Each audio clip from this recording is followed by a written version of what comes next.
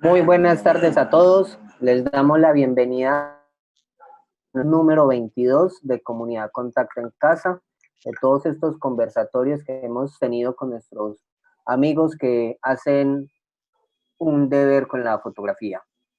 En esta ocasión tenemos a nuestro amigo Cristian Millán desde Tuluá, Valle del Cauca. Con Cristian hemos tenido diferentes encuentros, lo conocimos a través del Fotolab Tuluá, que es un fotoclub que estuvo bien activo en Tuluá, luego en una exposición que hicieron de poner una foto en la calle, también estuvimos con él. Cristian nos estuvo visitando cuando estuvimos en el taller de Viviana Peretti, él también estuvo presente y se lo disfrutó mucho. Creo que nuestro último encuentro fue este año en enero, en la exposición del proyecto La Línea en Calarcá. Y ya ahora acaba de terminar su carrera de pedagogía social en la Universidad del Quindío. Le damos la bienvenida a Cristian y a nuestro editor Daniel Bejarano para empezar nuestro episodio número 22. Buenas tardes para todos.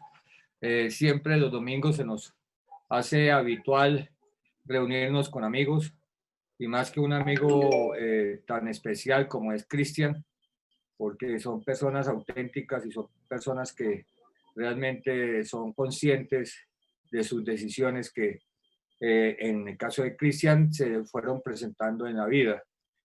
Cristian es un fotógrafo que de alguna manera yo lo considero un fotógrafo humanista y social, una persona que le duele mucho los conflictos, que le interesa hablar de ellos, tratar por medio de su trabajo fotográfico, concientizar a los jóvenes y a la población en general alrededor de los temas que toca. Cristian es de Tuluá, es una persona maravillosa que, como se dice en nuestro argot colombiano, ha guerreado la vida. ¿Y de qué manera?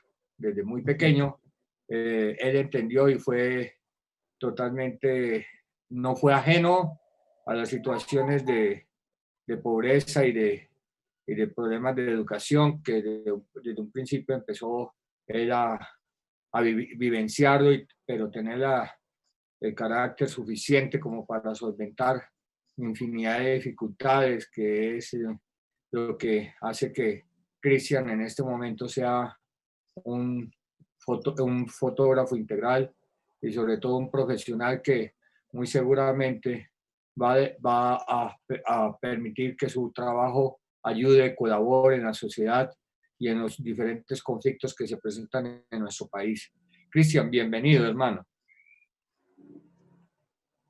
Muchas gracias, Daniel, muchas gracias, Sergio, y gracias por esas palabras también tan bonitas, tan amables. Siempre lo he dicho, es para mí un honor conversar siempre con ustedes. Cuando voy a la escuela o cuando me encuentro en algún evento con Sergio o con Daniel o con cualquiera del equipo Contacto, realmente es un honor. Siempre sale uno ganando, siempre sale uno divirtiéndose, siempre sale uno ganando conocimiento, adquiriendo nuevas experiencias y además pues llenándose de una energía muy bonita, porque creo que Contacto lo que ofreces es una energía maravillosa en torno a la fotografía, en torno a las discusiones que se generan también por medio de la imagen. Así que muchas gracias, gracias por la invitación. Se lo dije a Sergio ahora, para mí es un honor estar con ustedes hoy conversando de mis trabajos. Muchas Qué bien, gracias. Cristian, qué bien. Para nosotros también es un enorme placer. Los amigos que han pasado por los conversatorios siempre nos dejan una enseñanza y sobre todo son supremamente importantes sus trabajos y sus propuestas porque generalmente curiosamente las propuestas fotográficas que han pasado por acá, por los conversatorios, son altamente impactantes en su compromiso. O sea, no la fotografía por la fotografía como un logro o una imagen decorativa, sino que siempre hay intenciones con ella y eso es lo que creo que cada uno de los que pasan lo dicen y más que todo, cuando Cristian habla de su fotografía, pues indudablemente está marcada porque Cristian ha vivido intensamente situaciones muy difíciles, pero que debido a su gran calidad y permanente norte que se ha trazado en la vida, los ha superado, y ahora podemos decir que es un gran fotógrafo que está creciendo con su carrera y con la fotografía. Bueno, Cristian, hablemos un poco de cómo es el cuento de la fotografía en usted, mi querido Cristian. ¿Cómo fue? Bueno, el tema de la fotografía conmigo es un poco complejo, pero muy oportuno además. Siempre lo he dicho en algunos espacios que mi vida tiene un antes. Cristian, ¿puedes mejorar un poquito el micrófono que no roce? Eso. Listo. ¿Ahí está bien? Ahí está mejor. Listo. Sí, como lo venía comentando Dani, el tema con la fotografía es oportuno e inesperado, pero muy satisfactorio. Mi vida tiene, yo creo que un antes de la fotografía y un después del acercarme a ella. Pero yo no me acerqué directamente a la fotografía o al disparar una cámara de inmediato, sino que también pasé por otros procesos. En mi vida siempre me gustó el dibujo, siempre me gustó mucho los gráficos y quería ser diseñador gráfico. Ese era como el sueño. Pero esas cosas que uno se traza de niño, esos sueños que uno tiene de niño, pero que cuando sale del colegio y se da cuenta y se estrella con la realidad, y la realidad es otra, muy apartada de los sueños que uno pueda tener en su infancia. La realidad es que la educación vale, que la educación es costosa. La realidad es que toca laborar desde muy jóvenes si queremos realmente construir o conseguir algunas cosas, incluso elementos básicos de supervivencia, incluso como pagar recibos, que es una cuestión básica de supervivencia, pero para todo eso toca como gestionarla. Entonces, cuando salgo del colegio y me estrello con esa realidad, mi mamá, mi hermana y yo, siempre hemos vivido los tres junticos. Mi mamá, mi hermana y yo pasábamos por situaciones bastante complejas, económicas, situaciones de pobreza, situaciones de incluso aguantar en algunos momentos hambre, de mucha escasez, momentos de mucha escasez. Pero entonces inicio yo a trabajar, digamos, en otras cosas, a rebuscarme la vida. Yo le comentaba a Dani días anteriores que hasta vendí papa amarilla, vendí correas en los pueblos, trabajé como ayudante de pintura, como ayudante de construcción, como muchos jóvenes en Colombia, ¿no? O sea, yo creo que es el reflejo de muchas realidades en este país, en donde los jóvenes se estrellan con una realidad que es difícil, que golpea, que trata de amarrar y que trata de absorber también a la persona, pero que, bueno, si uno se traza metas y se traza objetivos claros, puede como lograrlos. En ese sentido, inicié una carrera técnica, un curso técnico en diseño gráfico en un instituto de acá de Tuluá. Lo culminé, pero también, digamos, desde allí empiezo a analizar que la educación comienza a girar también en torno a la economía, ¿no? Y se abren muchos institutos en las ciudades, se abren muchas academias en las ciudades, pero la calidad de la educación y la calidad de lo que se imparte también es muy básica, tan básica que no te permite tampoco abrir puertas de inmediato. Entonces llego yo por casualidad de la vida y por una cantidad de temas que se entrelazan allí, pero llego por casualidad de la vida a un estudio fotográfico, el estudio fotográfico del señor Hugo Salgado, acá en Tuluá, un fotógrafo de eventos sociales muy reconocido. Llego a su local, le pregunto si necesita a alguien para elaborar, me dice, pues sí, mira que sí necesito a alguien. Ahí tengo unas fotos para retocar, si usted quiere la retoca. Entonces yo le digo, bueno, sí, y me senté a retocar esas fotos, pero a estrellarme con la realidad de que realmente no sabía, que yo no sabía retocar fotografía. Sí. pero eran las ganas, ¿no? Eran las ganas de sentarme ahí, de estar en un escritorio, de algo que yo no había hecho, porque yo venía de trabajar pintura, venía de vender correas en los pueblos, a pasar a sentarme en un escritorio, para mí eso ya era un paso más, ¿no? Así no supiera. Ajá. Entonces era como, defiéndase, mire a ver cómo me entrega esas fotos como yo las quiero, y ahí empecé yo. Recuerdo que mi primera semana fue tratando de diseñar o tratando de retocar esas 5 fotografías que me entregaron. Este señor me propuso que me pagaría a 1.000 pesos por foto. Yo acepté, pero no pensé que fuera tan difícil. no pensé que fuera tan complicado ganarse 1.000 pesos en retoque fotográfico. Esa semana la trabajé con esas 5 fotografías. Yo recuerdo que yo me senté a las 2 de la tarde a retocar esas fotografías el día que inicié. A las 5 o 6 de la tarde se las estaba mostrando como resultado y ese señor me dice, eso a mí no me gusta. Sí. Eso, eso a mí no me gusta, eso qué fue lo que usted hizo ahí, vine a ver cómo me soluciona eso, pero no, realmente yo no le voy a recibir ese trabajo. Digamos que me sentí frustrado, pero ese señor me dijo, venga mañana, y la retoca otra vez, inicia desde cero.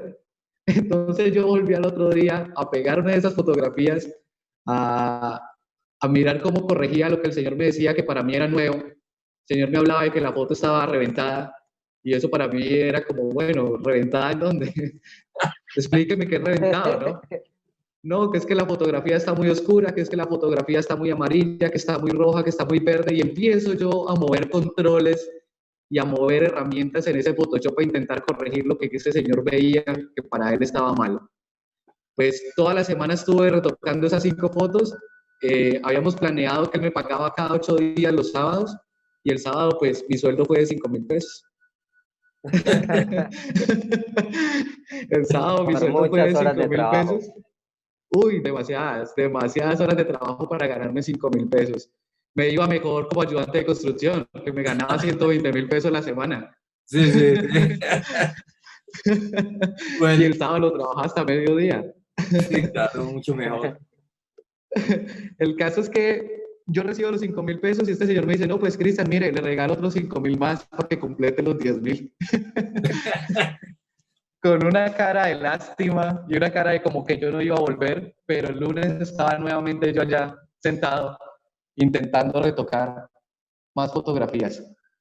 Y así fue. Creo que las 2, 3 primeras semanas me gané ya 5.000 pesos.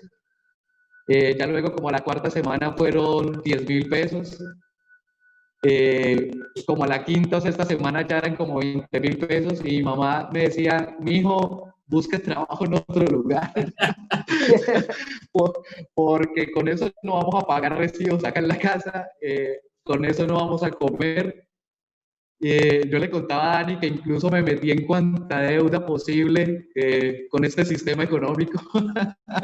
No voy a nombrar las tarjetas en las que me metí, pero son de esas tarjetas usureras. De esas tarjetas. Sí. Pero lo hacía no para comprarme ropa ni para comprar un electrodoméstico, sino para ir a remesiar, para ir a mercar. Porque es que esos 20.000 pesos que yo me ganaba cada semana no alcanzaban. El caso es que así duré varios meses ganándome 30.000, 40.000 pesos. Y la situación estaba compleja, pero hubo algo muy bonito que este señor me dijo, y creo que estas palabras las valoro mucho. En algún momento yo ya estaba muy frustrado por la plata que me ganaba y porque yo veía que había retocadores que cobraban mucho más barato y ganaban más. Decía, ¿cómo hacen para cobrar más barato y ganar más, para hacer más cantidad? Y este señor Hugo Salgado me dijo algo muy bonito y me dijo, Cristian, yo sé que usted la está pasando del carajo, yo sé que usted la está pasando muy mal económicamente, pero usted ha ido aprendiendo. Yo sé que usted la está pasando muy mal y yo sé que usted quiere ganar más plata, pero le aconsejo algo y es, en estos momentos no se azare por retocar muchas cantidades de fotos. Preocúpese por hacer fotos de muy buena calidad. Preocúpese por retocar en una muy buena calidad, porque luego vas a estar retocando una muy buena cantidad de fotos, pero con muy buena calidad. Porque esos retocadores que quizá usted ve que se ganan 200.000 pesos en un día, trabajan mediocremente solamente por entregar con rapidez. Entonces, preocúpese por mejorar su calidad en retoque, que luego usted va a estar ganando muy buena plata, pero con un buen trabajo entregado. Y allí creo que fue mi casa, la casa donde aprendí sobre fotografía, porque incluso hasta le temía las fotografías.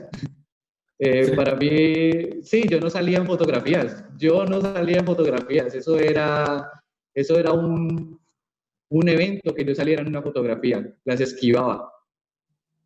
Pero allí empecé a conocer conceptos como el ISO, a conocer conceptos como diafragma, a conocer cosas como la velocidad, que yo no sabía para qué eran, pero que los escuchaba y los hacía propios. Entonces, en este estudio fotográfico fue donde tomé mi primera fotografía. En algún momento el estudio estaba pasando por, ya llevaba 2 años más o menos, y el estudio empezó a pasar por unos momentos complejos. Y de esas cosas que el jefe se va, el fotógrafo se va, y llega una muchacha a que le tomen una fotografía para cédula. Y yo digo, pues madre, yo no puedo dejar perder esos 10.000 pesitos. Ajá, Eso le sirve al negocio. claro. Y mi jefe no estaba, el que tomaba la fotografía no estaba. Yo nunca había cogido la cámara fotográfica, nunca la había cogido. Si la había cogido era para pasársela al jefe. Y digo, bueno, este señor hablaba de que le gustaba el ISO 200, así que voy a buscar dónde está la palanquita del ISO y voy a organizar ese ISO en 200.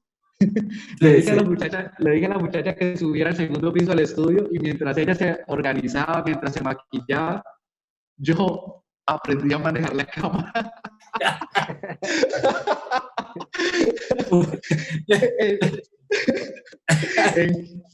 En 15 minutos me hice un tutorial a mí mismo sobre cómo tomar una fotografía de documento. El caso es que yo organicé la cámara con ISO 200 y dije, yo parto de ahí para organizar lo demás. Y no importa cuántas fotos le tome a la muchacha, pero la foto me tiene que quedar bien. Ajá. Entonces yo solamente organicé el ISO 200, me subí. La velocidad creo que estaba como en 125, porque el jefe siempre la manejaba casi en 125. Y empecé yo a mover fue diafragmas, a ver que esa foto me quedara clarita. No, claro, él lo tenía con los controles que disparaban las luces, él ya tenía todo organizado. Y empiezo yo a tomar foto para organizar cada cosa, ¿no? Foto para organizar esta luz, foto para organizar la de allí, foto para organizar la velocidad, foto para organizar el diafragma. Le tomé como 15 fotografías a esa muchacha. La última, yo recuerdo que no era una foto muy clarita, era una foto oscura, pero yo dije, yo esto lo arreglo en Photoshop. ¡Qué hijo de madre! Ajá. Aquí al menos tengo producto para manejar en Photoshop. Le dije a la muchacha, no, qué pena, es que yo apenas estoy iniciando, pero yo sé que le voy a entregar una fotografía buena. Y así fue. Le entregué una fotografía buena, al menos restaurada. Yo creo que fue restaurada en Photoshop, más que retocada. Recuperada. No. Pero creo que esa fue mi primera fotografía con una cámara reflex. Y no recuerdo si en algún momento haya tomado otra fotografía con otro dispositivo, pero esa fue mi primera fotografía. Una fotografía para la cédula. Pero bueno, la niña que le decía, con el no, la muchacha estaba más azarada, pero de esas cosas que yo soy sincero, y creo que la sinceridad en algunos momentos ayuda a entablar como una confianza con la persona, ¿no? Yo no le dije a ella que yo era el gran fotógrafo, ni que me las sabía todas. Le dije a ella que iba a tratar de hacerle una buena fotografía. Y así fue. Bueno. Ella accedió. Y ahí sí entendió por qué funcionaba el diafragma, cómo era la cosa. Empezó a entender. Claro, sí. Claro. Ahí empecé como a comprender eso, y luego le dije al jefe como, bueno, no, usted tiene que explicarme. ¿Cómo es que usted sale de acá del negocio y no me explica ni cómo manejar la cámara y dónde lleguen los clientes? Entonces el señor en algún momento me explicó para qué servía cada función, cada botoncito de esos que había en la cámara, porque yo creo que uno de primera vez, cuando ve una cámara reflex, se mete la estrellada. Porque uno ve esa cantidad de botones, esa cantidad de palabritas, iconos, siglas, que uno no comprende para qué carajos es esa vaina. Pero ahí empecé a tomar fotografías. Luego, creo que Sergio lo nombró, el tema de Fotolab. Fotolab abre una convocatoria para exponer una fotografía en un evento que se llama Foto a la Calle, en donde ellos seleccionaban como las 50 mejores fotografías y las publicaban en un espacio público y le entregaban a cada persona su fotografía ya impresa. Ese era como el premio. El caso es que yo dije, yo quiero tomar esa fotografía para participar en ese sitio y le pedí a un amigo una cámara prestada y el amigo, yo creo que mi amigo hizo el 70% de la fotografía. y, yo, y yo me robé la autoría. Ajá. Sí, mi amigo hizo casi todo realmente, porque yo estaba más enredado. Además, porque la cámara no era igual a la de mi jefe, entonces la embolataba para hacer esa fotografía. Pero la hice, igual se desarrolló la idea que tenía. Era una fotografía tomada con una luz de video, en donde generaba una silueta del rostro de una mujer. Y esta fotografía fue seleccionada para la exposición. Entonces creo que ese fue como mi primer triunfo, ¿no? Y dije, esto me gusta, esto me gusta, me gusta el tema de la fotografía. Y ya, creo que ahí empecé a enrolarme. Unos años después, un primo lejano, de esos familiares que uno no ve sino cada 20 años, pero menos mal llegó a los 20 años con un regalo hermoso. Este señor se dio cuenta de la situación que yo vivía, que era apretada económicamente, pero de cómo me esforzaba también en cuanto al tema de la fotografía. Y me llama un día y me dice, ve, primo, hablas con Edison, no sé si te acuerdas de mí, pero me gustaría que vinieras a Cali para que estuvieras acá un día con nosotros. Ese día, creo que ese día fue un día muy nostálgico para mí. Fue un día cargado de mucha emoción. Ajá. Me dijo, yo ya te envío para el pasaje, para que se venga para acá, para Cali. Me envió para el pasaje, yo me fui para Cali. Cuando llegamos al apartamento de mi primo, me dice, mijo, vean, lo que pasa es que me dijeron cosas muy bonitas suyas, pero me dijeron que le hacía falta una cámara fotográfica. Así que mi esposa y yo decidimos comprarle a usted una cámara fotográfica. Y no, pues obviamente la lágrima, Claro, la lágrima, claro. porque en mis planes no estaba conseguir una cámara fotográfica inmediato. Ajá. En mis planes estaba pagar esas deudas que me había metido, Sí, sí, claro. que me había metido para comer. Sí. Pero mi primo me da ese regalo y aparte de eso me dice, por la compra de esta cámara me dieron un 50% de descuento en un curso de fotografía básica en Arlequía Costa, en la Escuela de Fotógrafos del Valle, allá en Cali. Me dijo, mijo, yo le voy a regalar a usted la otra mitad del curso también. Así que yo lo que quiero es que usted salga adelante. Y incluso ese mismo día nos fuimos y casualmente él fue compañero de universidad de Arlequía Costa. Casualmente a mi primo le apasionó la fotografía cuando era joven. Ajá. Casualmente tenía cámara análoga Sí. y hacía fotografía. Por eso este tema como que a él le apasionó mucho.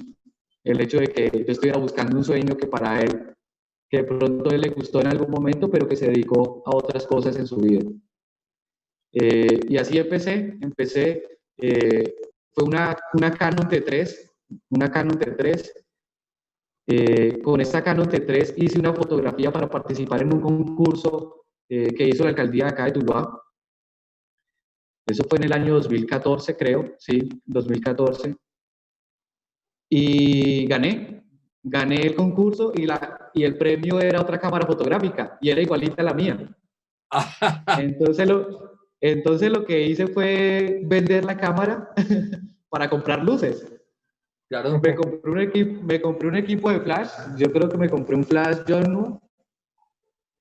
Compré las baterías para el flash recargable, compré el cargador de las baterías, compré trípode y compré un soft. Y dije, acá ya tengo mi estudio a una sola luz. Ya tengo la base para un estudio fotográfico. Sí. Y con ese estudio fotográfico empecé, digamos, a hacer fotografías profesionales. Y cuando hablo de fotografías profesionales me refiero a la parte comercial, ¿no? Sí. Todo esto que le resulta a uno de bodas, de 15 años y lo demás. Y con eso empecé a hacer mi carrera fotográfica de la mano con el retoque fotográfico, ¿no? Ok. Me empezó a ir muy bien. Les conté que, claro, yo pasé por ganarme esos 5,000 pesos a empezarme a ganar en la semana 200,000, 250,000 pesos a punta de retoque fotográfico, y con eso saqué adelante pues a mi mamá y a mi hermanita, que digamos que eran las que dependían de mí en ese momento. Y ahora ayudado por la fotografía. Y ya se reconcilió con su mamá, ya la mamá dijo, no, esto, sí, fue bueno la terquedad y la constancia para que se dedicara solamente a esto. Sí, mira que mi mamá dice que yo soy el mejor fotógrafo del mundo de ella, ¿no? menos mal las mamás lo quieren a uno demasiado, ¿no? Sí, eso es una cosa maravillosa. Pues créaselo. Yo le digo, mamá, ¿realmente usted ha visto otros fotógrafos? Sí. Pero es muy bonita esa relación con la mamá y sobre todo esa seguridad con que usted se enfrentó, porque es que es dificilísimo, claro. Pues, ver 5,000 pesos semanales, eso es duro, durísimo. Pero bueno, superó eso y ya las tarjetas sí, pudo pagarlas. La tristeza. Sí, las tarjetas las pudo pagar sí. Y todo eso, y ya estaba como más tranquilo con eso.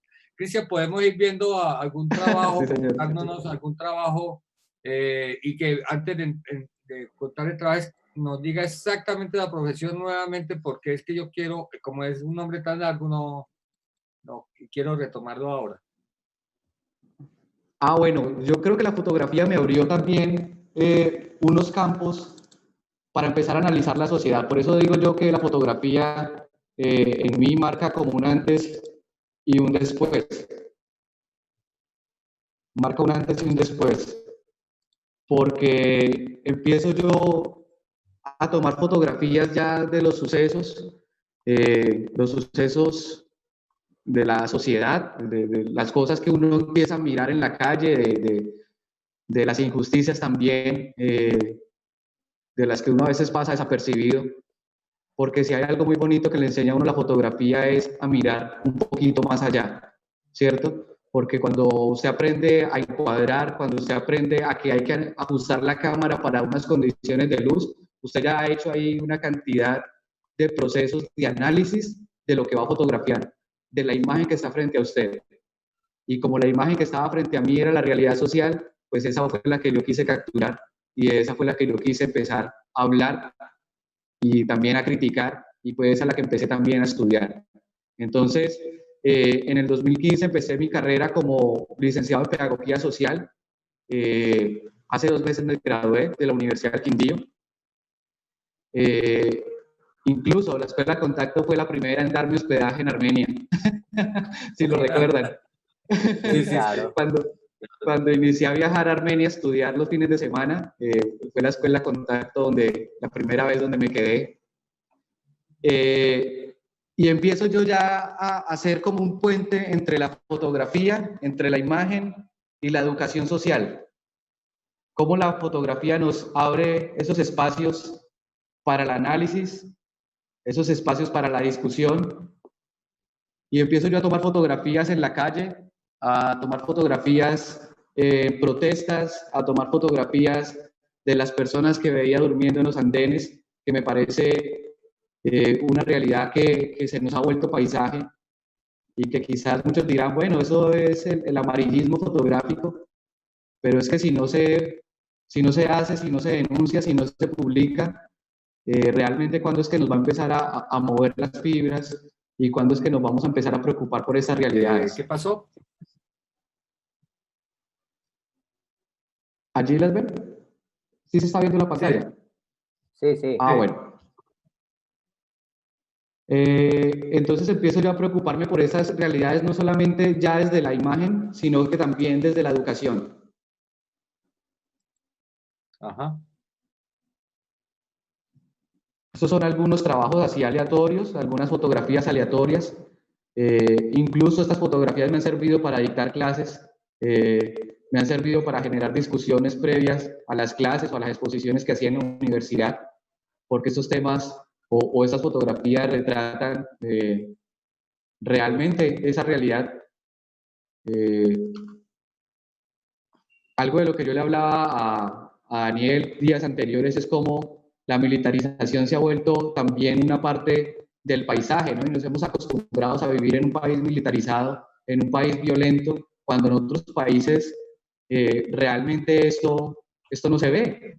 O sea, no es normal que una persona ande con un fusil por la calle como sin nada. Así sea del ejército, así sea de la policía, de cualquier institución, no es normal usted andar con un arma por cualquier lugar público, ¿no? Ajá. Empiezo a toparme con ese tipo de fotografías, ¿no?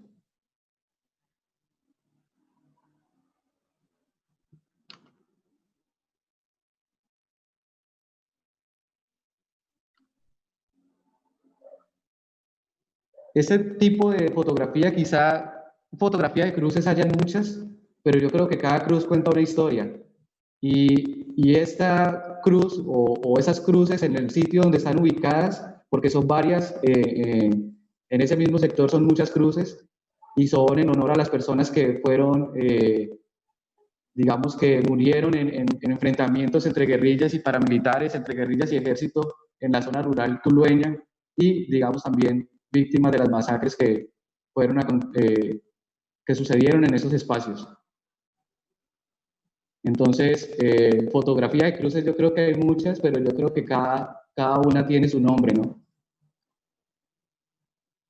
Esto es en una marcha en Cali.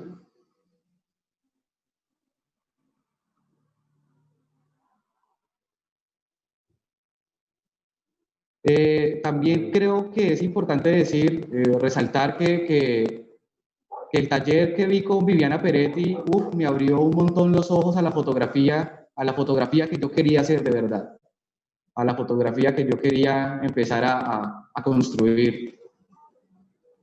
Viviana Peretti sí marcó muy fuertemente a los fotógrafos que asistieron a este taller, porque además que Viviana, fuera que es una gran fotógrafa, es una increíble y tiene una capacidad increíble de transmitir el conocimiento y sobre todo lo que ella Sí, considera total. importante, aprender a contar historias. Ella nos lo hizo entender muy bien. Sí, total, total. Además es una mujer muy sensible por los procesos sociales también. Sí, también. Yo creo que Viviana Peretti marca en mí también un referente Ajá. de la fotografía. Sí.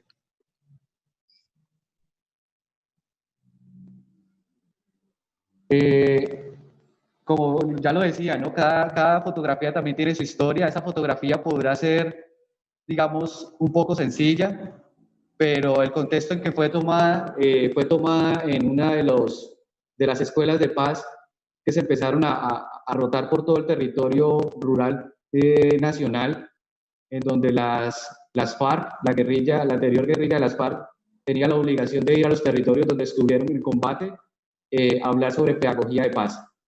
Esto fue marcado por el proceso de paz que se estaba firmando en ese momento en La Habana y previo a la entrega de armas. Entonces ya ellos no se mostraban como combatientes, sino que se mostraban como constructores de paz.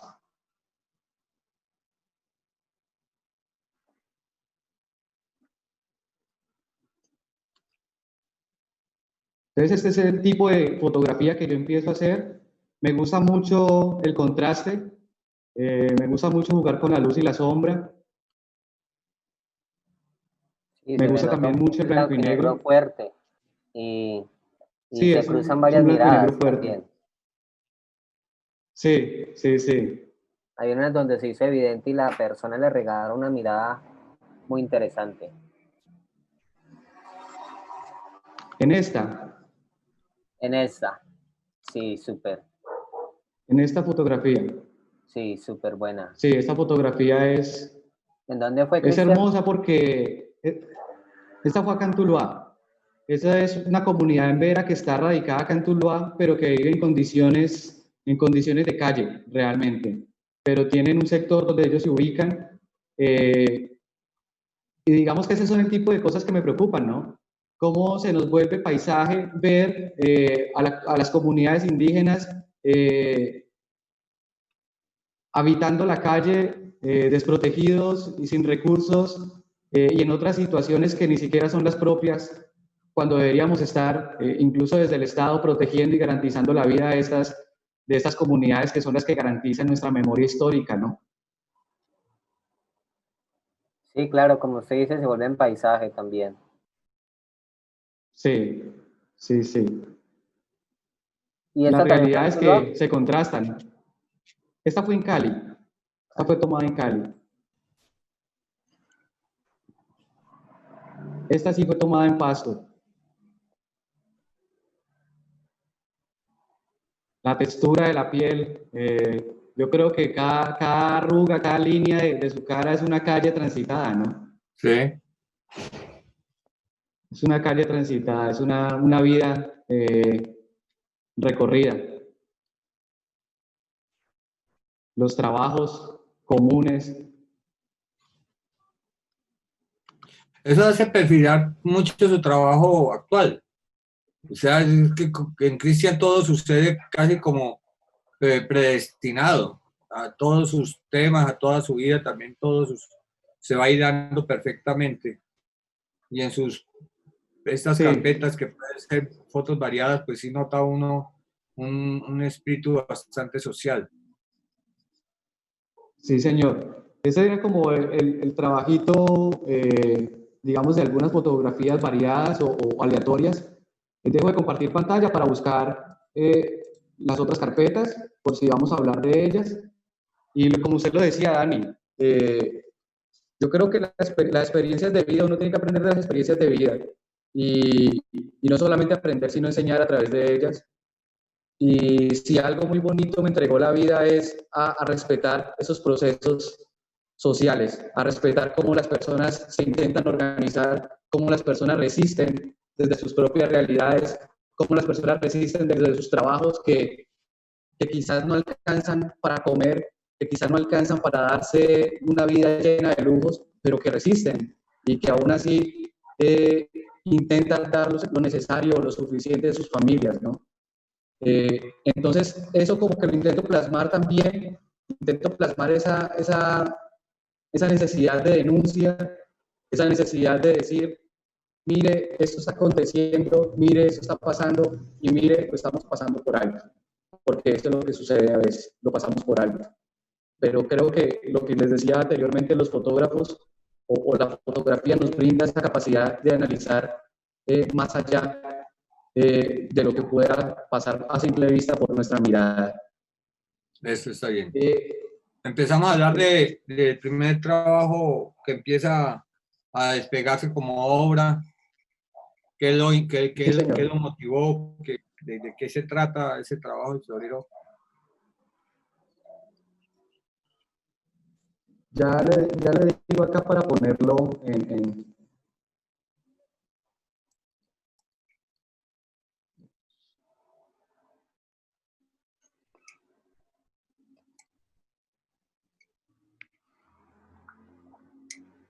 Listo.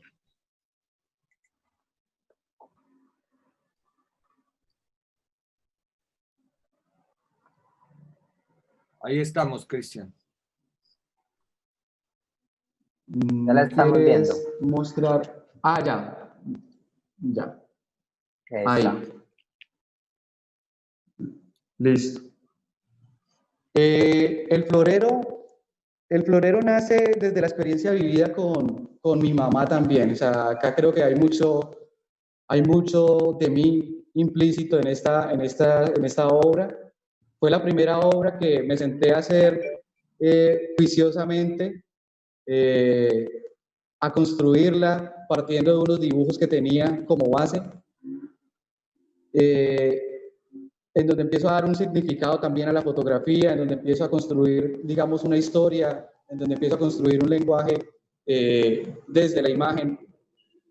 Y el florero lo que hace es relatar la historia de esas mujeres que sufren violencia por parte de sus parejas, lo que se conoce como violencia doméstica o violencia de género para las mujeres, desde todos los aspectos, físicos, emocionales, económicos. Y esto, digamos, lo vivió mi mamá. Mi mamá vivió la violencia de género, vivió el maltrato doméstico. Y yo quise entregarle esta obra a mi mamá. Yo quise hacer esta obra en honor a ella y en honor a cómo sus sentimientos, partiendo del maltrato y partiendo de esas situaciones de violencia que vivió, iban cambiando y, digamos, iba dejando de ser un poco más sensible y dejando de ser un poco más confiada en la humanidad para empezar a desconfiar de ella.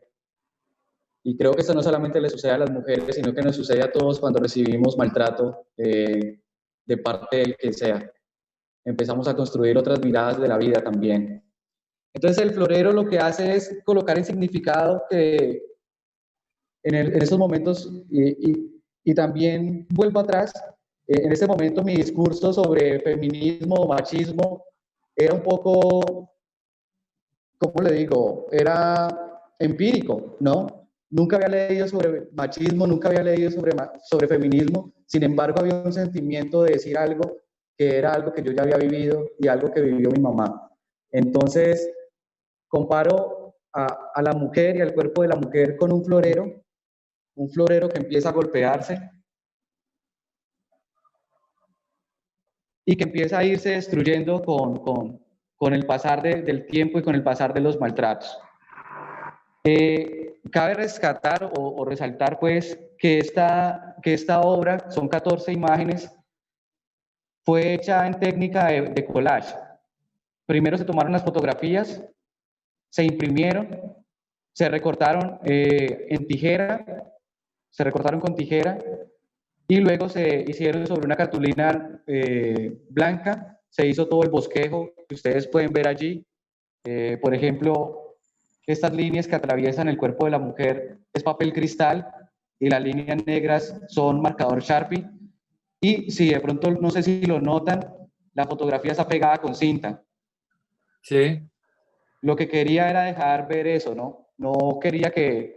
Ya había vivido muchos años retocando fotografías y tratando de quitar imperfecciones, pero dije, voy a impregnar o a imprimir esos mismos daños que se pueden causar. Por ejemplo, si lo notan, el pie de la mujer está mal cortado, mal recortado.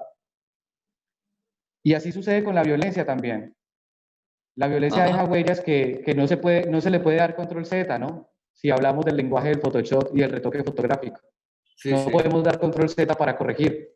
Esos daños ya están hechos y por mucho que se perdone o por mucho que se intente sanar, el daño está ahí.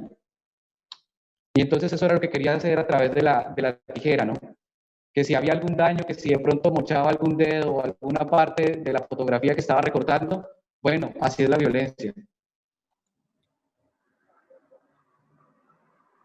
Acá empiezo a comparar un poco, en esta pieza empiezo a comparar un poco cómo pesa más la voz de un hombre en la justicia colombiana que incluso la voz de 1000 mujeres o las mujeres que sean. Y esto no lo digo por experiencias que haya escuchado, sino por la experiencia que viví con mi mamá. Yo recuerdo que el hombre con el que mi mamá vivió en algún momento fue amenazarla de muerte y empezó a seguirla y empezó a acosarla y empezó a esconderse detrás de la casa para ver a qué hora salía mi mamá y hacerle daño. Entonces hubo un momento en que mi mamá y yo salimos tarde de la noche a la fiscalía, a la URI, a denunciar lo que estaba aconteciendo, ¿no? Que había un tipo que nos estaba amenazando de muerte y que corríamos riesgo. Pero la respuesta del policía que estaba allí, que ni siquiera nos abrió la puerta, sino que se asomó por una ventanita, nos dijo, ¿pero ya les hizo algo? ¿Ya te hizo algo? Mi mamá le dijo, no, no me ha hecho, pero me está amenazando de muerte. Yo no, toca esperar a que le haga algo. Qué pesado. Qué fuerte, Tenaz. es muy Sí, fuerte. Claro. Entonces, de allí parte esta imagen.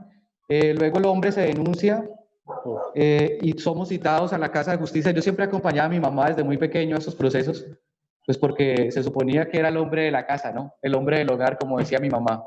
Sí. Entonces, se denuncia a este tipo y vamos a la Casa de Justicia. Él ya había ido a dar su relato, pero después seguíamos nosotros a dar el nuestro y el juez nos dijo, ve, ¿y vos por qué no perdonás a ese hombre? Yo veo que ese hombre es muy buena gente. Yo no sé usted por qué viene a denunciarlo. Y la secretaria del tipo dice, no, es que si con lo que él contó ayer, yo también le pego. Dijo la ¿Cómo así? secretaria del juez que Le estaba creyeron tratando de más al defender. señor. Le creyeron más a él y justificaron su violencia, dijeron que si era por eso, entonces ellos también eran capaces de cascar a mi mamá. Que si a ellos les llegara a acontecer lo que le sucedió al pobre hombre este, que era quien violentaba a mi mamá, que ellos también lo hacían.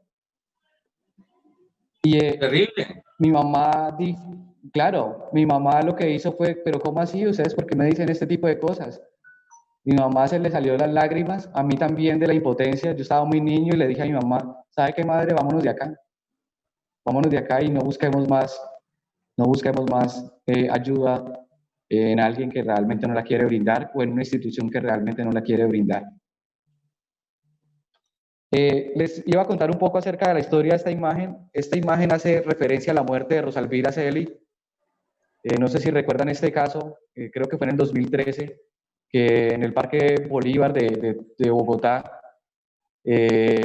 una mujer fue asesinada por dos compañeros de clase que la violaron, que la empalaron, que introdujeron palos, hierbas y cuanto había por su vagina y por su ano, y la mujer muere como 3 días después por causa de las infecciones causadas y por las lesiones causadas por esos tipos, que de allí parte también la ley de feminicidio, que es la ley Rosalvira Celi, digamos que con la intención de dar un poco más de relevancia y donde se nombra por primera vez en la, ley, en la Constitución colombiana la palabra feminicidio.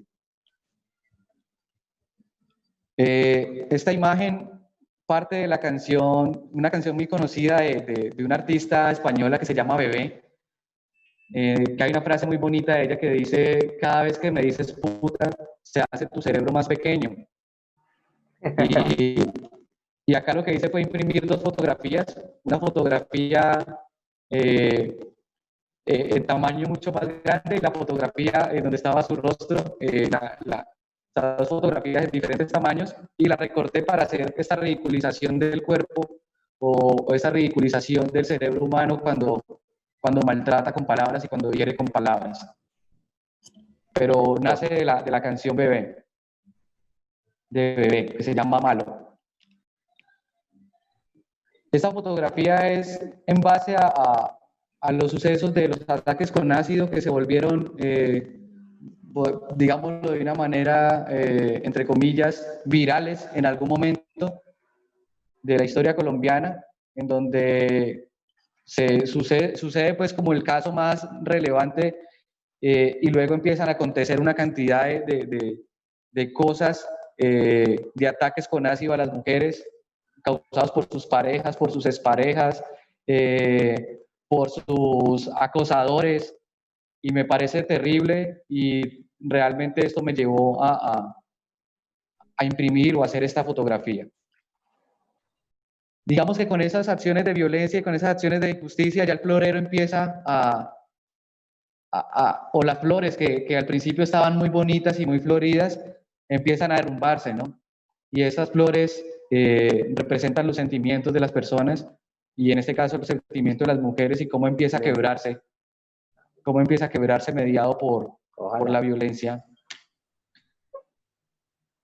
Digamos, es en honor a esas mujeres que dan la vida por sus hijos, porque, digamos, había algo muy importante o algo que sucedía, y era que mi mamá aguantaba estar con este tipo porque de cierto modo él proveía económicamente y con eso nos podía dar comida también a sus hijos, ¿no?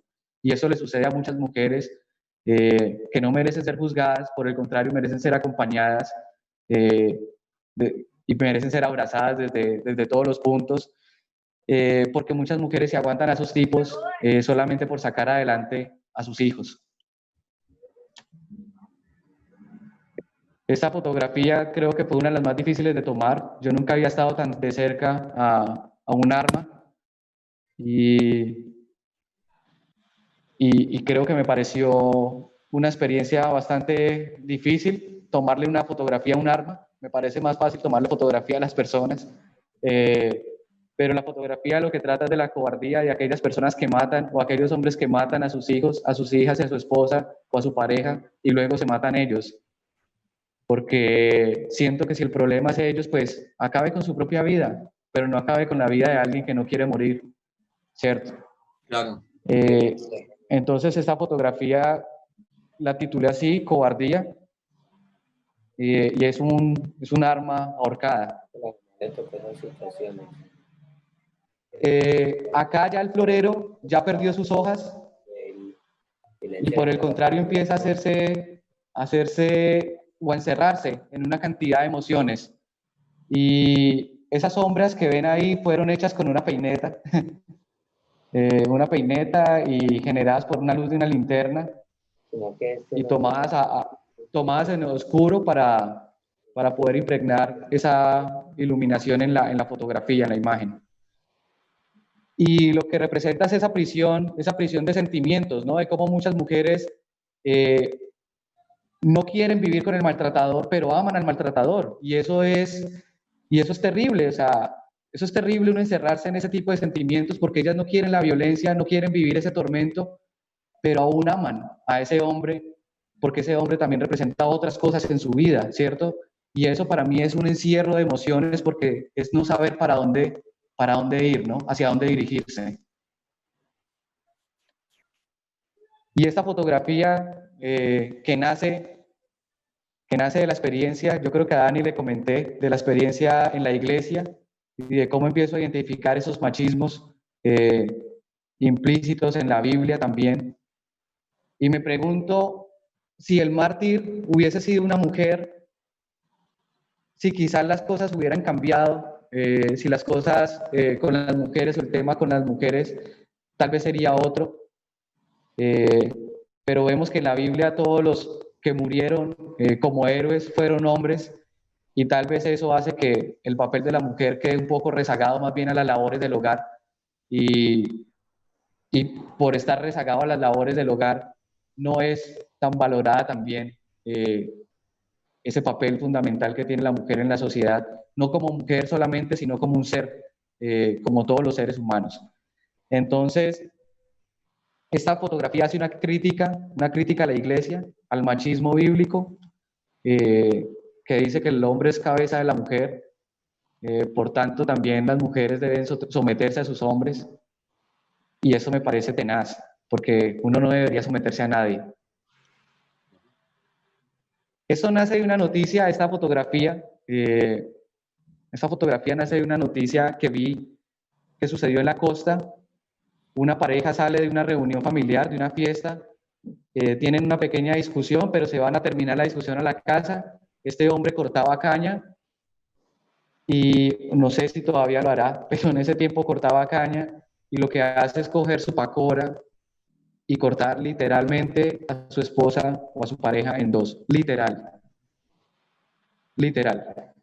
Y la represento acá y hago, digamos, también una pequeña representación de ese hombre perfecto del Vitruvio, esa obra tan conocida, en donde nos muestra la perfección del hombre, las medidas exactas del hombre, pero cómo ese hombre o ese ser humano, ¿cierto? Aún siendo tan perfecto, es capaz de ocasionar tanto daño a los mismos seres humanos. Cómo siendo nosotros tan perfectos, desde la anatomía y desde la antropología, somos capaces de hacer tanto mal también a otros seres.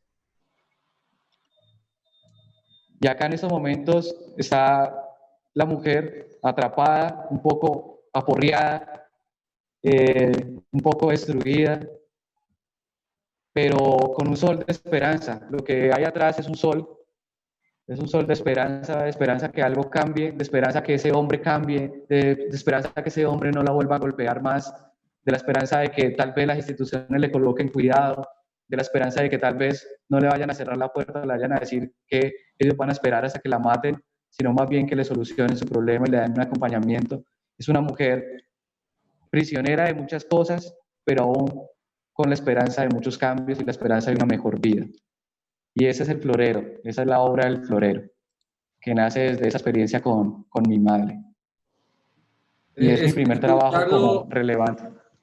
Escucharlo, Cristian, esos relatos bárbaros que hay en cada foto como lo que cuente y la cercanía que has tenido con esa violencia doméstica, pues uno empieza como a atar cabos de como que la violencia es un ejercicio cotidiano. No alcanza a imaginar hasta dónde llegan los comportamientos en los hogares y que realmente tienden a ser escondidos, aunque ahora cada día hay más manifestaciones alrededor del maltrato, pero no deja de existir.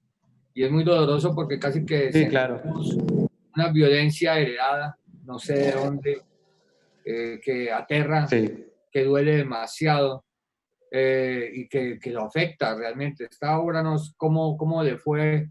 Tú dijiste que la colocaste en Roldanillo, en el encuentro, en un museo. ¿Dónde fue Lola que Mora. la obra? ¿El día qué? Esta obra la presenté por primera vez en un bar, en un café bar, que también servía como galería de arte. Funcionaba acá en Tuluá. De allí, la Casa de Justicia de Cartago me llama para presentar la obra en la culminación de unos proyectos que ellas estaban liderando con mujeres que habían sido víctimas de violencia intrafamiliar. Y ellas estaban haciendo unos procesos de formación y de liderazgo con estas mujeres.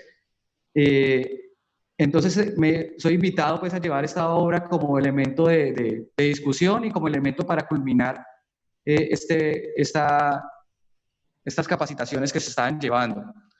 Entonces esta obra gustó tanto porque incluso se iba a presentar un solo día, era el día del evento nada más, pero el director del sitio donde se montó, que era una universidad tecnológica, dijo que si podían dejar la obra allí durante un mes para que los estudiantes la vieran y para que se acercaran a ella. Entonces estuvo allí. Luego fui invitado al Festival Lola Mora, que se hace en Roldanillo con temáticas sociales, discutidas a través de las expresiones artísticas, música, teatro, fotografía y pintura.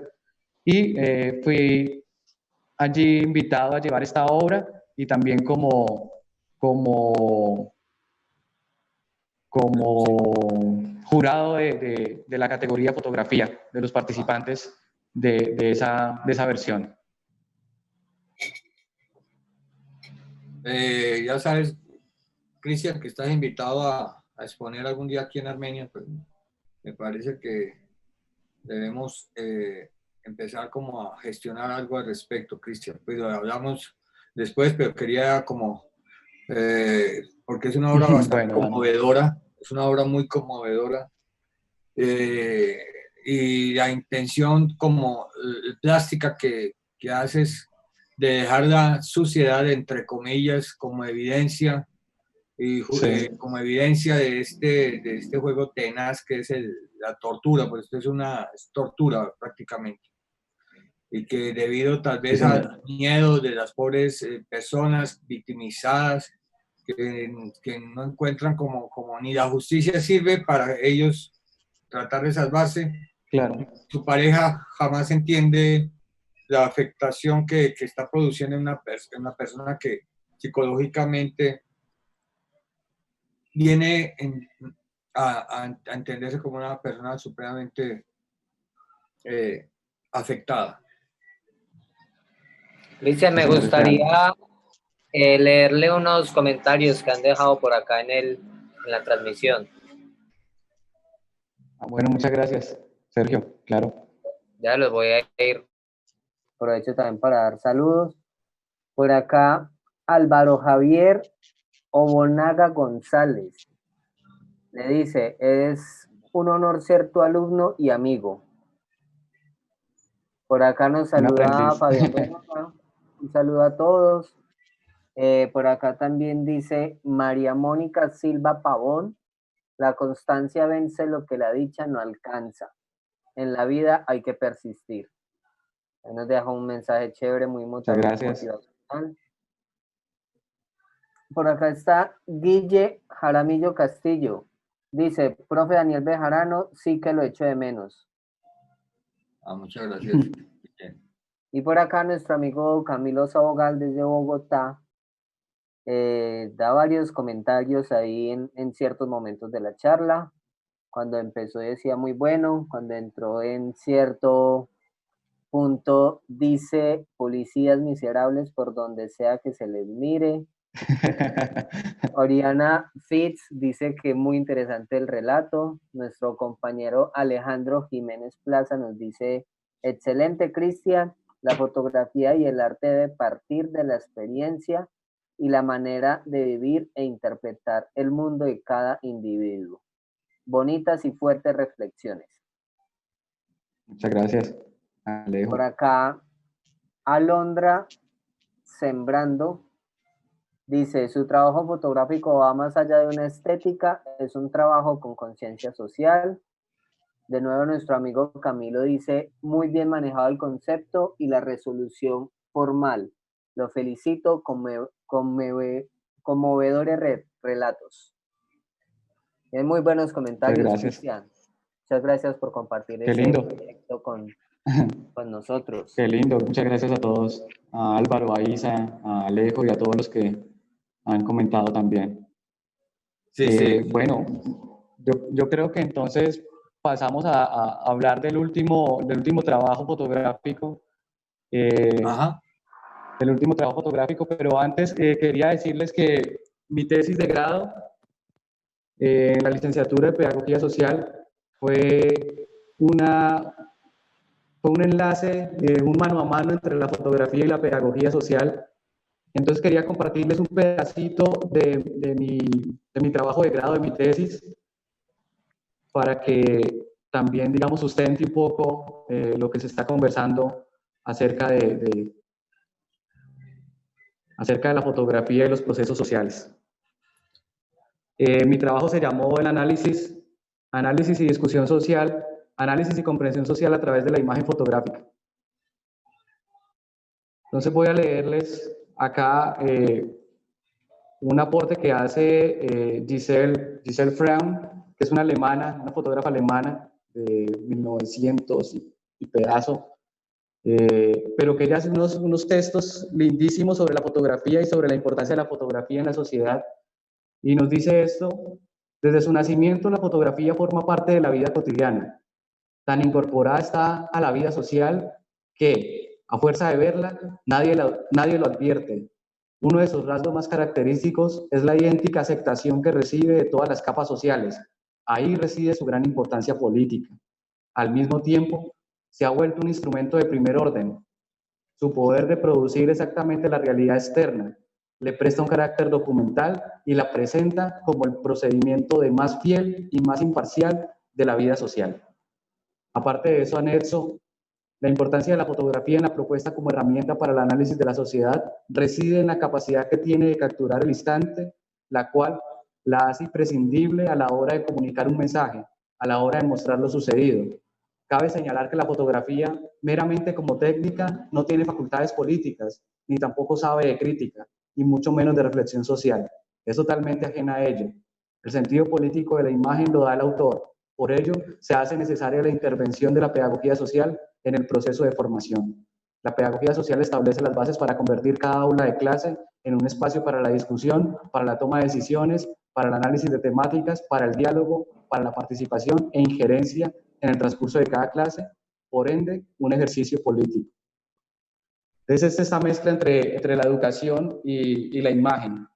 Quería compartirles a ustedes este pedazo, pues como para seguir con la última carpeta, que es mi último trabajo fotográfico, Listo, claro digamos, que sí. desarrollado de manera investigativa.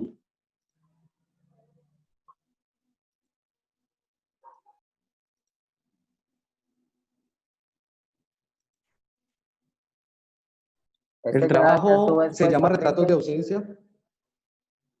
Sí, pero no ha sido expuesto de manera, ¿cómo le digo? No lo he abierto como una exposición propia, porque esa exposición hace parte de un proyecto que estoy llevando a cabo con unas organizaciones, incluso desde mi propia organización, que se llama Escuelas de Cambio. Y estamos liderando un proyecto apoyado por el Ministerio de Cultura, de memoria histórica, de reparación simbólica de víctimas, la reparación simbólica. Entonces, todavía estamos, digamos, un poco atados a los requisitos que nos hace el ministerio y pues a las cosas que también nos comprometimos nosotros a hacer a través de la exposición. Y cuando hablo de nosotros, es porque este trabajo lo hice en compañía de Juan Carlos Escobar, una persona que lidera unos procesos muy bonitos acá en Tuluá, un gestor cultural muy importante, y él fue quien, digamos, hizo la parte de producción, de la producción del dinero, de la producción de los recursos para hacer toda la parte investigativa y para hacer todo el tema fotográfico. Él fue el encargado de hacer incluso el acercamiento con las organizaciones que acompañaron este proceso de fotografía, con las víctimas que también de manera muy dispuesta y de manera muy valiente se atrevieron a salir en esta bella exposición. Así que les voy a leer como la introducción de Retratos de ausencia. Esta exposición fotográfica fue pensada por el fotógrafo Cristian Millán y desarrollada con Juan Carlos Escobar a lo largo de 3 meses y medio del año 2019. Para este proyecto se visitaron las casas de las víctimas, espacios de la memoria donde aún yacen frescos los recuerdos, la nostalgia y la tristeza por el familiar que aún no ha vuelto. La unidad de víctimas ayudó a proporcionar algunos de los nombres de familiares de los más de 80.000 víctimas de desaparición forzada que, según el Centro Nacional de Memoria Histórica, ha dejado el conflicto armado en los últimos 60 años en Colombia. Una cifra devastadora que sobrecoge para cualquier mortal y pone a pensar sobre lo incompleta y deshecha que es la democracia y la sociedad en este país. La desaparición forzada es un crimen ominoso que pretende borrar los cuerpos de las personas y dejar en cambio marcas de miedo, de sufrimiento y de tristeza absoluta en los seres queridos que recuerdan. Este trabajo, Retratos de ausencia, está encaminado a colocar en visto uno de los flagelos, digamos, más tenebrosos también que tienen esos 60 años de conflicto armado en Colombia, pues hablando de manera legal o de manera reconocida. Y es es el flagelo de la desaparición forzada. La desaparición forzada ha sido uno de los flagelos, digamos, más devastadores porque las personas que pierden un ser querido, que no vuelve a aparecer, que no regresa nunca a su casa, que salió al trabajo y nunca volvió, realmente nunca paran de sufrir a esta persona, realmente nunca paran de esperarla. En este acompañamiento a las personas y en esta búsqueda de las imágenes, tuve experiencias muy bonitas, experiencias muy dolorosas, experiencias de mucha sensibilidad, de mucha emoción, en donde las mujeres, madres casi todas, que perdieron a sus hijos, no aguantaban el momento en que yo las estaba retratando y partían en llanto. Así que ahora les compartiré una de esas experiencias y el porqué de la necesidad de acompañarlo con un taller de memoria histórica. Estas son las fotografías que hacen parte de la exposición Retratos de ausencia. Acá hay una intención desde mi parte, desde mi postura como fotógrafo, porque en el momento en que yo me presento, acá estas fotografías se hicieron en dos momentos. Un primer momento fue donde hice el acercamiento con las víctimas, conversé con ellas, tomé apuntes, vi cosas importantes que iba a tener en cuenta a la hora de tomar la fotografía, y luego una segunda cita para tomar la fotografía. Así que esa no fue tan capturada en el instante, sino más bien unos retratos, pero donde yo quería realmente mostrar la melancolía de la desaparición, o la melancolía de las mujeres y de los seres que aún esperan a sus seres queridos, que esperan a sus hijos, que esperan a sus hermanos, a sus tíos, a sus familiares. ¿Y por qué digo que hay una intención? Yo tomé casi todas las fotografías de pie casi como en un contrapicado, perdón, en un picado, señalando casi desde arriba, porque en últimas, y me preguntaba yo también sobre mi papel como fotógrafo, en últimas muchas personas se sienten victimizadas, incluso en el proceso en el que uno las retrata. Y yo quería mostrar y reflejar eso, también como la persona siente esa victimización desde la institucionalidad, porque ellos lo ven a uno como una institucionalidad. Entonces yo tomé todas las fotografías de pie mientras las mujeres estaban sentadas. Lo que hice también fue crear una sensación de inferioridad, y con eso también quiero representar, o quería representar con esa inferioridad, no solamente la victimización de las personas, sino la revictimización después de su proceso de desaparición, porque esas personas han tocado miles de puertas, han tocado miles de asociaciones, han tocado la puerta de la institucionalidad, y la institucionalidad lo que ha hecho es posponer, posponer, posponer y revictimizar cada vez más. Por lo tanto, considero que desde el gobierno, considero que desde la obligación que tiene el Estado pues de intentar dar un acompañamiento a las víctimas de un conflicto que nace en las problemáticas del mismo Estado, y este Estado tiene la obligación de garantizar estas reparaciones, las coloco entre comillas porque son reparaciones, digamos, muy mínimas para el daño que está causado, pero aún así con esto y respetan a muchas víctimas, y dentro de eso las víctimas de las que hoy vamos a ver. Esta mujer sufrió un proceso muy triste, porque no solamente desapareció su esposo, sino que también en ese mismo momento desapareció su hermano. Salieron a comprar unas frutas a la zona rural. Estos tres hombres, el hermano y el esposo de la señora que vieron anteriormente, y un grupo armado se los llevaron. Se dice que alguien vio los cuerpos tirados en la carretera, y ese mismo alguien vio cuando una camioneta regresó por ellos, por estos cuerpos, con la intención de desaparecerlos. Así que esas son las realidades que uno se encuentra en la cotidianidad colombiana, y me quiebra un poco la voz hablar de esto, porque recuerdo a las mujeres narrándome sus historias y cómo también se quebraban al hablarlo. Lo que hice a través de la fotografía fue mirar objetos, cosas que ellas guardaran en sus recuerdos. Por eso la exposición se llama Retratos de ausencia. Es como ellas conviven con esa ausencia de ese ser que aún esperan.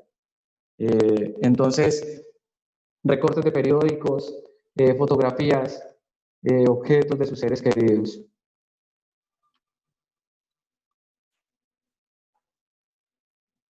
También dentro de muchas de estas personas se ve una actitud de valentía, ¿no? Una actitud de resistencia, una actitud de que sí, me pasó esto, estoy dolida, estoy golpeada, estoy fracturada, pero acá sigo resistiendo, acá sigo viviendo, acá sigo liderando procesos, acá sigo ayudando a otras personas que están sufriendo lo mismo.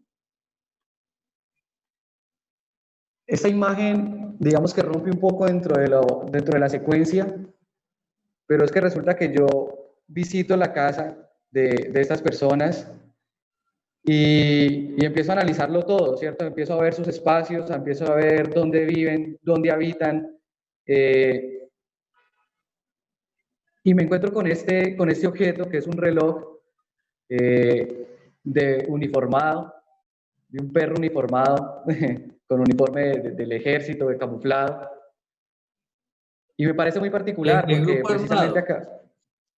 Sí, está uniformado, tiene un camuflado y no sabemos de qué. ¿De qué? El ¿De caso es los grupos que, armados que han pasado?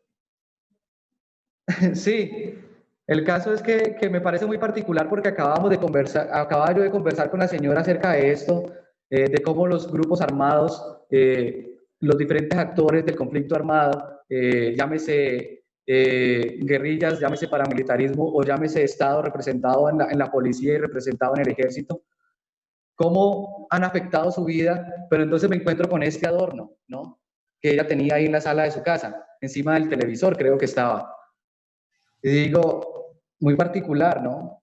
Sí. Vamos a tomarle una fotografía y vamos a hacer parte de esta fotografía también de la exposición, porque de cierto modo nos lleva a una cantidad de discusiones a través de lo que el símbolo nos está diciendo, ¿no? Sí. Un perro vestido de camuflado, portando un arma y pisoteando el reloj, El tiempo. sí, parándose encima del tiempo. Creo que tiene mucho simbolismo. Tiene Ajá. mucho simbolismo. Además, el reloj no servía, o sea que literalmente el tiempo estaba parado, porque eso fue como a las 2 de la tarde y mira la hora que nos está mostrando, 9:10. Y realmente es una imagen cargada de simbolismo, aunque parece una imagen muy sencilla, ¿no? No, Pero no, cuando la pero miramos en contexto, está cargada pues de sentimiento y de símbolos que hacen parte de esta misma discusión del conflicto armado en Colombia.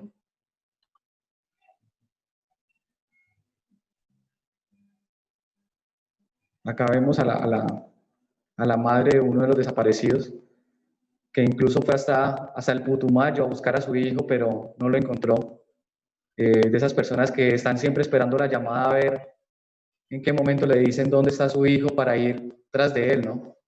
Y le dijeron que de pronto posiblemente estaba en Putumayo, creo que era en Putumayo, sí, y hacia allá partió, pero Iván no lo encontró. Este es el mural que ella tiene de su familia. Este es la imagen principal, ella y su esposo, y los demás cuadros son sus hijos.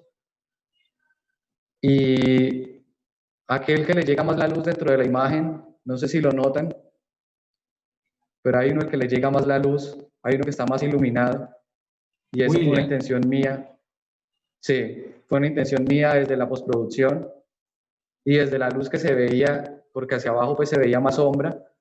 Lo que hice fue intensificar esa sombra desde la postproducción para demostrar cuál es el desaparecido en la familia, cuál es la persona que no volvió y de la cual no volvieron a saber, que es William. Entonces, esta fotografía también tiene ese espacio allí. Es su familia, pero hay uno de ellos al que nunca volvieron a ver.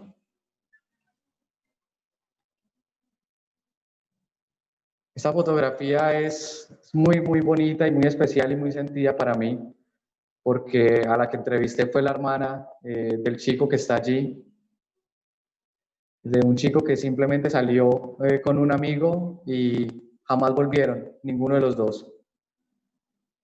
Y la familia no tiene sino imágenes, fotografías de él. Creo que solamente tenía 17 años cuando fue desaparecido y nunca jamás se volvió a saber de él. La mamá del chico lo buscó en muchas ciudades, nos decía la hermana, lo buscó en Pereira, lo buscó en Cartago, lo buscó en Cali, lo buscó en toda parte. Ella solamente esperaba la hora en que alguien le dijera que había visto a alguien parecido a su hijo para ella salir a buscarlo. Y eso me pareció a mí tan doloroso, tan de impotencia, y esa entrega de las madres que no paran de buscar y de llorar a sus hijos, de esperarlos, ¿no? Entonces esta foto es muy bonita porque es la hermana que nos estaba narrando y el chico que desapareció cuando eran niños. Entonces me pareció muy sentido ver este cuadro, me pareció muy sentido ver este recuerdo de ella y su hermano cuando estaban pequeños, porque uno a esa edad no se imagina los conflictos que tiene este país y de los peligros que corren, ¿no? A esta edad, este chico no se imaginaba que años más tarde, y no se sabe quién, lo iba a capturar y jamás iba a regresar a su casa. Así que me pareció una forma muy bonita. Organicé los dos muebles de manera en que se viera la ausencia, de que se viera la pérdida, de que hay un mueble que no está ocupado y hay otro que solamente está ocupado por una fotografía. Algo en lo que me pareció muy particular de esa exposición es que los colores de las casas, los colores de donde tomé las fotografías eran muy parecidos. Casi todos coincidían, el rojo, el amarillo y los colores tierra. Incluso este azul del cuadro es muy parecido al azul de esta puerta. Ajá. Así que tiene tonalidades muy parecidas, el verde, el amarillo y el rojo. Siempre están como implícitos en todas las casas que yo visité. Por lo tanto, eso le dio como una familiaridad mucho más y le dio una cercanía y una conexión también bonita, partiendo de los colores a la exposición. Este es un collage que hice de fotos que la hermana empezó a regarlas allí para mostrarnos y yo dije, bueno, esto tengo que retratarlo. Esto es un collage muy bonito con los recuerdos de su hermano y las fotos que están en el centro, que son las fotos de la cédula. Creo que sí, son las fotos de la cédula. Son las últimas fotos que tienen de él. Son las últimas fotos que tienen de él. Pero carga de sentimiento, y yo creo que eso lo hablábamos una vez Daniel y yo, en algún encuentro que tuvimos allá en la escuela, de esa importancia que tiene la fotografía para guardar recuerdos familiares, ¿no? Y de cómo a través de una fotografía, sea bien tomada o sea mal tomada, ¿cierto? Aún así hay una historia larguísima que se guarda o que se comprime solamente en esa imagen. Y que qué tan lindo es ponerse a ver el álbum familiar, ¿cierto? Sí. Pero acá vemos un álbum familiar roto, ¿no? Un álbum familiar que quizás una de esas personas que hacía parte de él ya no volvió a aparecer. Esto es una de las cosas que nos mostraban las víctimas de lo que sucedía en ese momento. Ellos fueron desplazados, las víctimas que siguen a continuación fueron desplazadas de la zona rural tulueña y les tocó venirse acá a vivir un proceso que se llamó, se me olvida. El caso es que las reubicaron en un sitio público acá de Tuluá y les daban cartoncitos como este, ¿no? Donde les entregaban un kit, o sea, un mercado y un kit de alimentación, un kit de aseo, y esas personas vivían en carpas, incluso viviendo dentro de esas carpas, desaparecieron al hijo de esta pareja. Esta pareja aún siente el temor y tienen temor de la institución, le tienen temor a la institución, le tienen temor a este Estado. Por lo tanto, me pidieron que fuera prudente en su imagen y esta fue la forma de ser prudente con ellos, de guardar esa prudencia. Pero igual ahí está su hijo, que fue desaparecido incluso viviendo en esas carpas. Salió a trabajar nuevamente a la zona rural, porque si hay algo que causó el conflicto armado fue un choque cultural bastante fuerte, ¿no? Un daño cultural bastante fuerte, porque salen personas del campo a empezar a habitar las ciudades que no conocen, ciudades donde no hay empleo, ciudades donde las dinámicas cotidianas y económicas son diferentes a las que se viven en el campo, pero esas personas ya llevan 20, 30, 40, 50 años viviendo en el campo. Cuando llegan, cuando llegan los enemigos y te quiebran, ¿no? Te quiebran ese componente cultural que vos tenés arraigado. Ajá. Y te parten tu vida en dos. Y en ese caso sucedió lo mismo porque este joven no era capaz de trabajar. Me comentaban ellos que no era capaz de trabajar en otra labor que no fuera el campo. Por lo tanto, cuando vio la primera oportunidad de irse a trabajar en el campo, se fue, pero cuando se fue, no volvió. Tremendo eso. Allí está la fotocopia con la denuncia.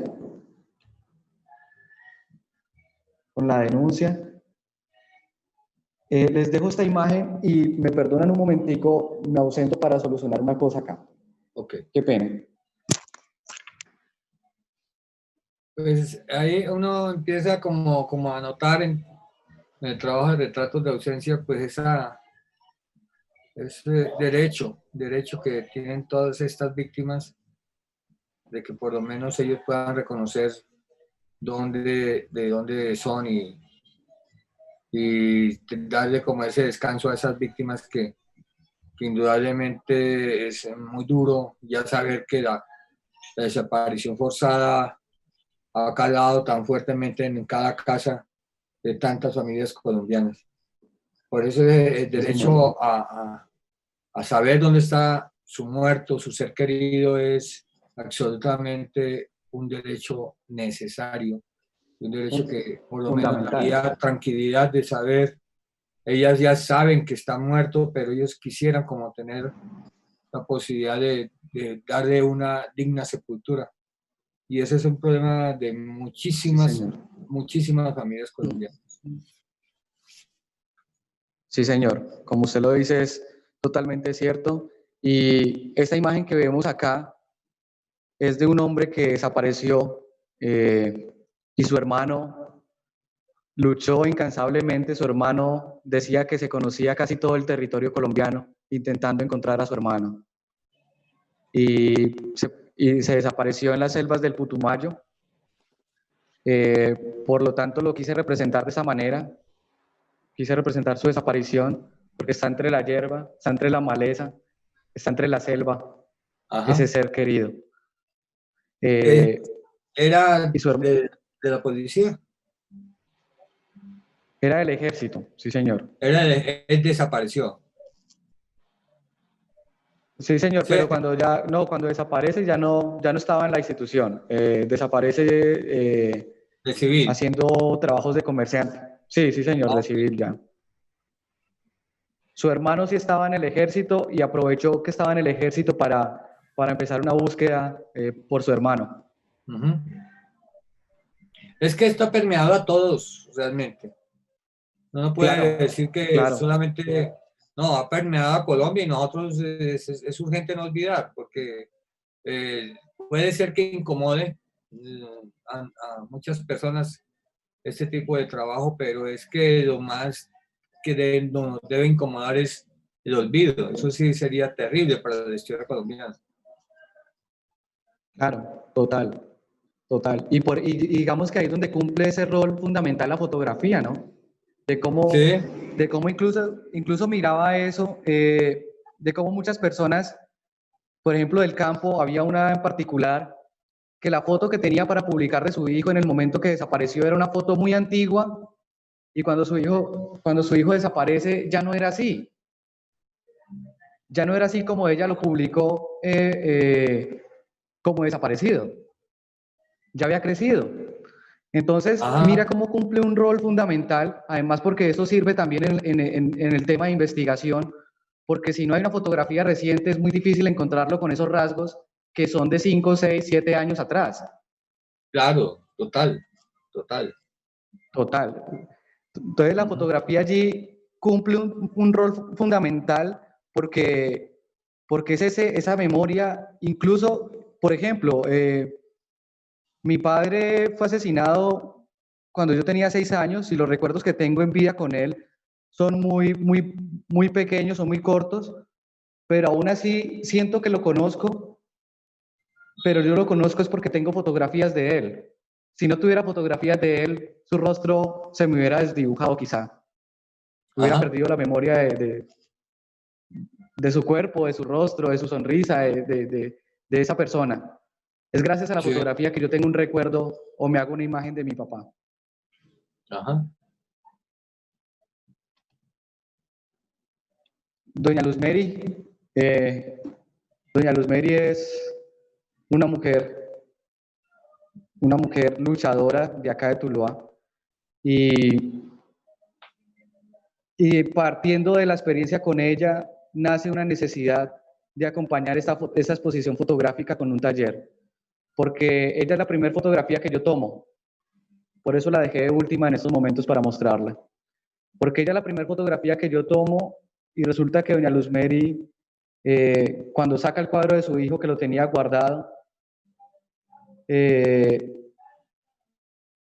ella empieza a llorar y cuando se sienta allí, ella sintió que se sentó con su hijo a tomarse una foto con su hijo. Y era el retrato de su hijo. Pero para ella su hijo estaba ahí y está ahí en esa foto. Por lo cual no aguantó y se quebró en llanto.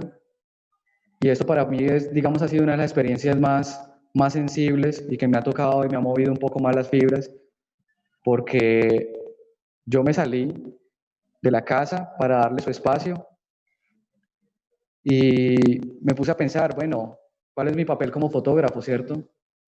Porque mi papel de fotógrafo no es solamente venir y tomarle fotografías a ellos que han vivido unas problemáticas bastante fuertes, sino más bien cómo me reconcilio yo con esas problemáticas tan fuertes y cómo hago yo para que no solamente sea la fotografía como medio artístico, sino que también la fotografía pueda dejar algo mucho más allá de lo artístico.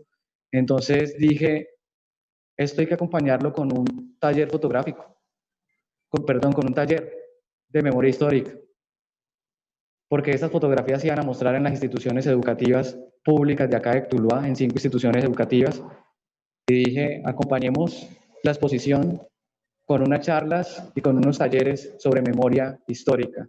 Y con esto cumplimos o cumplo esa función social que tiene la fotografía, que es enseñar, que es transmitir, que es sensibilizar, que es dar pie a la reflexión, dar pie a la discusión sobre algunos temas, en este caso, el conflicto armado en Colombia.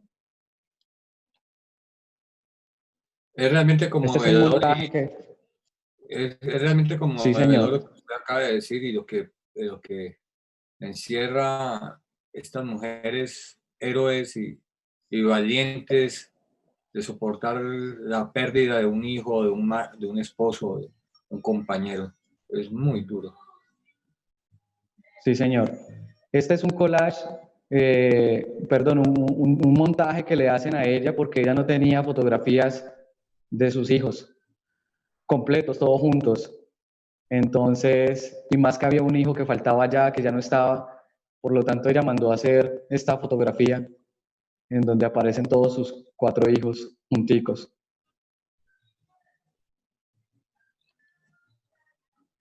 Y esta es la última fotografía, esta y la que sigue son la última fotografía, la última mujer que visito, una mujer que le desaparecieron 2 hijos en 2 diferentes momentos, con una diferencia de años como de 2 años, más o menos. Uno se lo desaparecen en un año y a los 2 años le desaparecen el otro. Por lo tanto, me parece como más complejo, ¿no? Es cómo hace una mujer para soportar estos 2 dolores de seguido, esos 2 dolores, un dolor que ella sintió y que ella no quiere volver a sentir y lo vuelve a repetir, le vuelve a acontecer. Y aparte de eso, hay algo muy especial en ella y es que empezó a perder la visión. Por lo tanto, así sus hijos llegaran, ya no los vería físicamente. Y eso es algo que me parece muy simbólico y que me parece de mencionar, porque a mí me quiebra un poco la voz cuando la recuerdo y cuando la veo y cuando veo esa fotografía, porque allí se nota su mirada y se nota que ella no está mirando el lente. Ella solamente le están mirando donde sus hijos le dicen que mire. Y me ponía a pensar yo en eso, ¿no? Si por casualidades de la vida o si por bendiciones de la vida sus hijos llegaran a aparecer vivos, ya la mujer no tiene ojos para verlos, ¿no? Ajá. Ya han pasado tantos años que esta mujer ya no tiene ojos para verlos. Y seguimos con esa segunda, donde ella nos muestra lo único que conserva de ellos. No tiene fotografías, no tiene nada.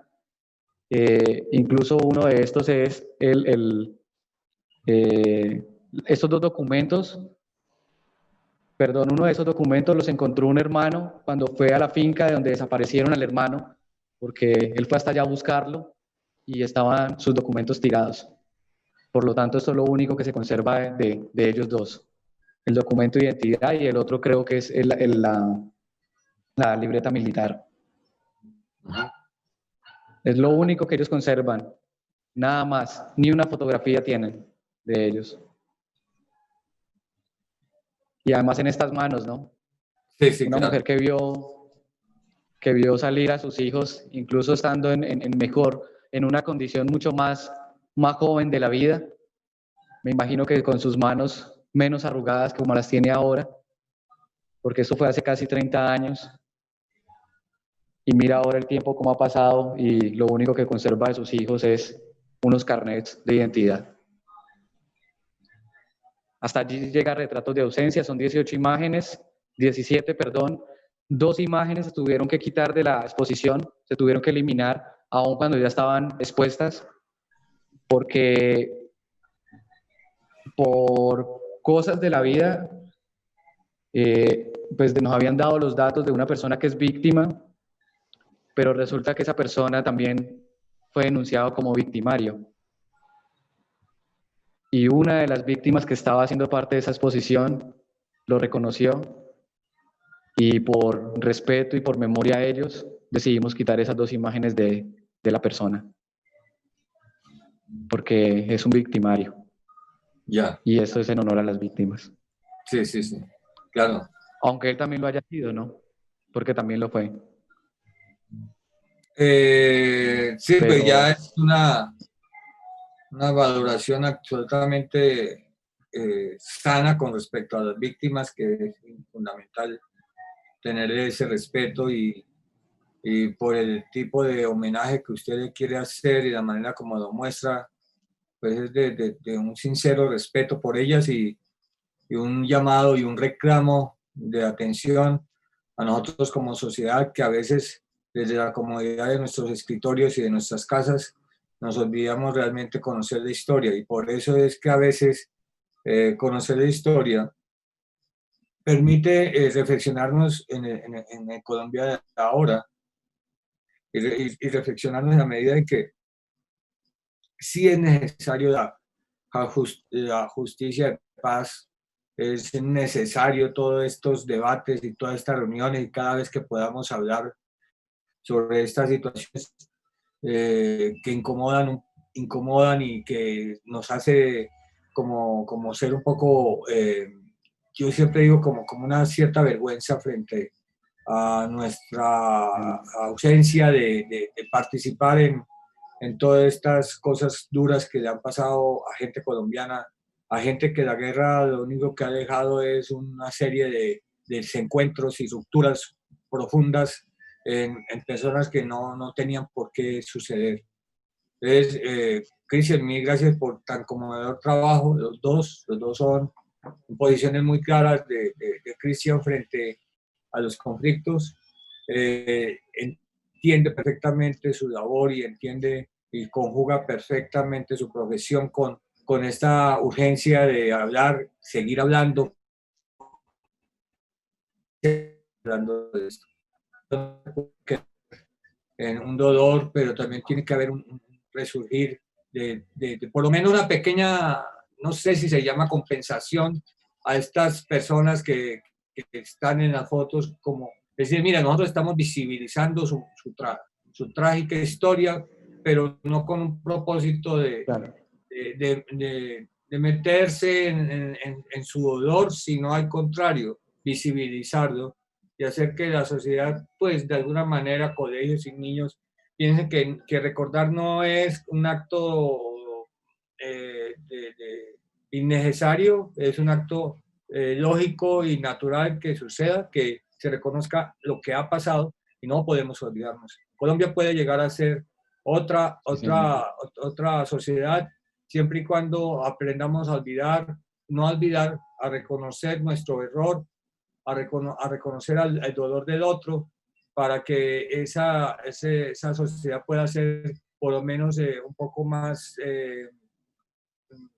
pueda llegar a establecer diálogos realmente de paz. Cristian, eso me ha dejado fuerte con el trabajo, sabe muy bien que hay que seguir y sobra de eso, que su compromiso es indudable frente al país y hay que mirar que uno puede ser actor poniendo pequeñas cosas. Cristian desde su fotografía hace un llamado de atención alrededor del conflicto. Nosotros también podemos hablar desde nuestros puntos de vista de otros conflictos que también atañen y en ningún momento es para decir que nosotros estamos en contra del progreso. No, al contrario, estamos de acuerdo que esto no se puede olvidar, que esto siempre ha de hablarse para que el país aprenda a tener memoria y aprenda a entablar diálogos de reconciliación y de paz tan necesarios y tan urgentes en Colombia. Sí, señor. Listo, Cristian, muchísimas gracias por compartir estos trabajos con usted, muchas gracias por aceptar la invitación, muchas gracias a todos también los de Comunidad Contacto que nos sintonizan. Recuerden que estos episodios que llevamos quedan en el canal de YouTube para que lo puedan volver a ver o volver a repasar o volver a compartir. Muchas gracias a todos, muy feliz noche. Cristian, muchas gracias, un abrazo inmenso y felicitaciones por su trabajo y a la comunidad Contacto, gracias por la compañía. Muchas gracias a ustedes, Dani y Sergio, y a todo con el equipo de Contacto, y siempre un abrazo para ustedes y un abrazo a las personas que estuvieron pendientes también de esa conversación. Siempre es un placer para mí estar con ustedes dialogando y hablando acerca de esto que nos llena, ¿no? Que es la fotografía. Listo. Muchas gracias por la invitación. Nos estamos viendo gracias, y seguramente compartiendo más trabajos a posteriores suyos, Cristian. Un abrazo para todos. Muchas gracias. Un abrazo.